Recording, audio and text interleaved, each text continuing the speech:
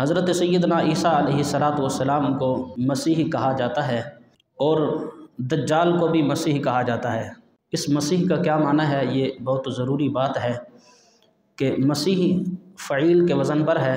فعیل بمعنی فاعل بھی ہوتا ہے اور فعیل بمعنی مفعول بھی ہوتا ہے۔ کیا مطلب؟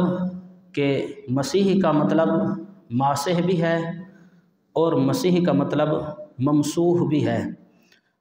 حضرت جناب عیسیٰ علیہ السلام کو جو مسیح کہا جاتا ہے وہ ماسح کے معنی میں ہے کہ اللہ نے حضرت عیسیٰ روح اللہ علیہ السلام کو یہ عظمت اور شان عطا فرمائی تھی کہ آپ مادرزاد اندھوں کی آنکھوں پر اپنا مبارک ہاتھ پھیرتے تھے، ہاتھ کو مس کرتے تھے۔ برس کی بیماری والے ہوتے تھے، آپ ہاتھ پھیرتے، اللہ ان کو شفا عطا فرماتا۔